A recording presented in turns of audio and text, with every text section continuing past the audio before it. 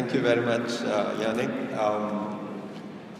and thank you to Mark and Ria for giving us this opportunity to comment on the Sendai Monitor prototype. The developers of the prototype used India as an example. Indian names are there, so that warms my heart. So I'm already biased in its favor.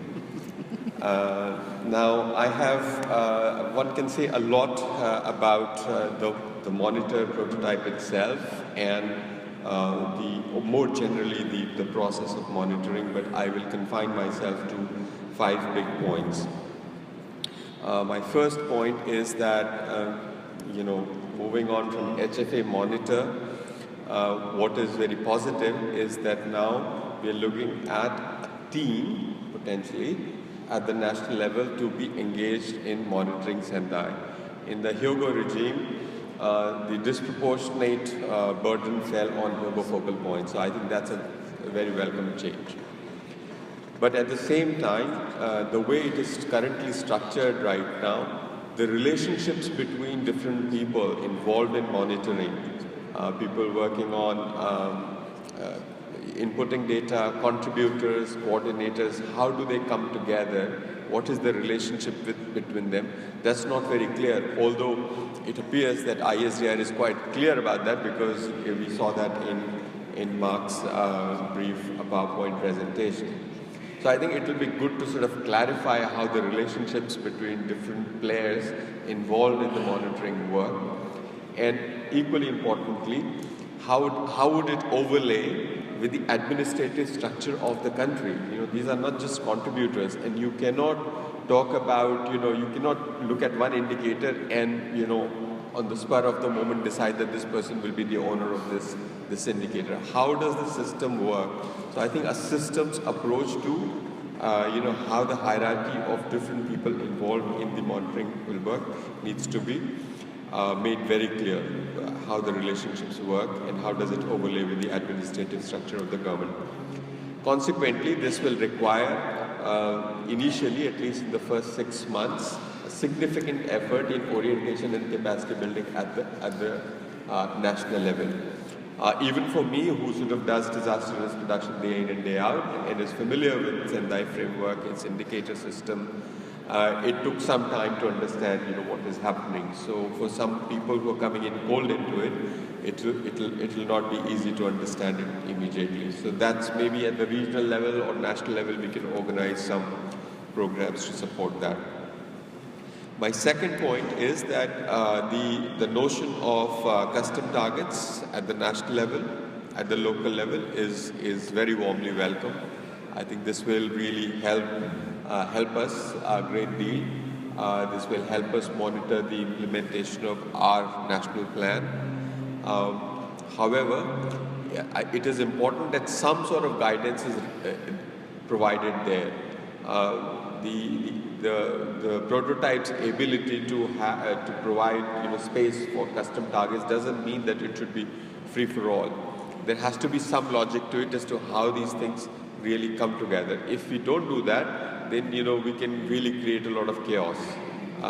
Some sort of understanding of how these custom targets will come together, how the local targets will come together, is required. Some templates, some guidance, some explanation is required.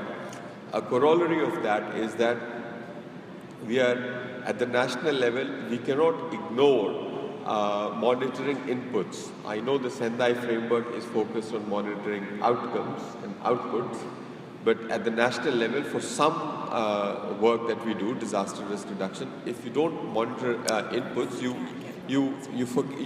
fail to acknowledge a lot of important work that has been done, which may not yet have added up into reducing losses.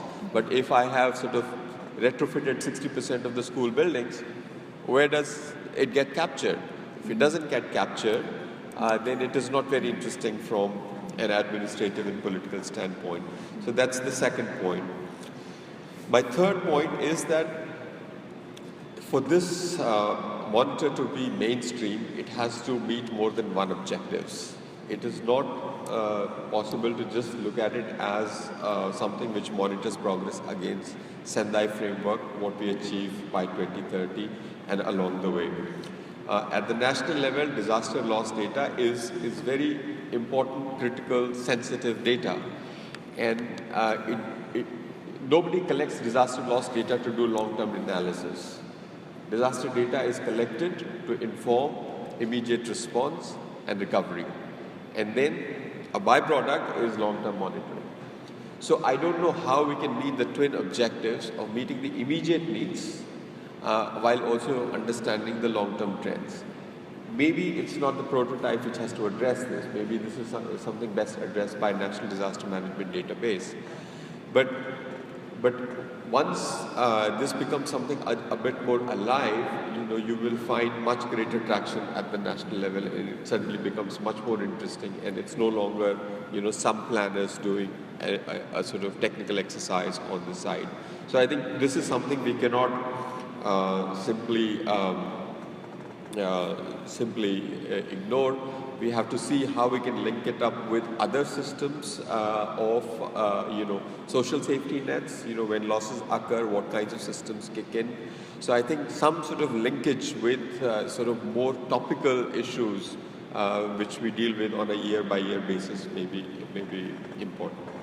My fourth point is on the issue of disaggregation. We took stock of what is the state of data related to disaster losses in our country. We looked at 4 states, large states, and what is very interesting is that even with all the problems with the sort of the spatial and temporal coverage of data, as you go at the local level, there is a very high level of disaggregation.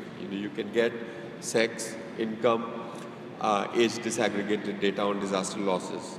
As you go up, that disaggregation is lost. And I notice in the monitor, it says disaggregation optional. So basically, you're saying that you don't need to do it.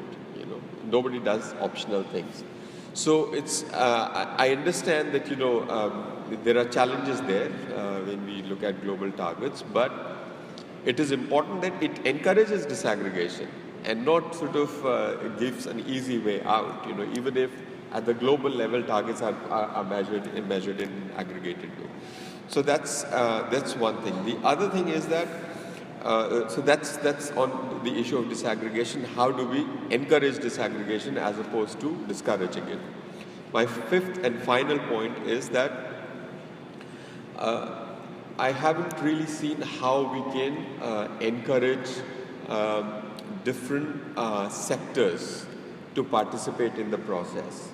I mean, playing with it for the last few days, it appears that it's still, at the national, subnational and local levels within the field of disaster risk management. So if it stays in the field of disaster risk managers, then, we have, limited impact of the monitoring exercise itself. Now, can we at least target a few sectors, and I would sort of venture out to say 4, urban development, agriculture, water resources, transportation. If you take these 4, I'm just saying that indicatively, you will cover a wide range of risks. How do they get involved in the process? And there are obvious linkages with these sectors in SDGs and disaster risk reduction. So I think, and how the hierarchy of results in the sectors adds up to the Sendai results. So I think that is something which we need to exercise our imagination on. I think there's a lot that can be said, but I have tried to encapsulate that in 5 key overall points. Thank you.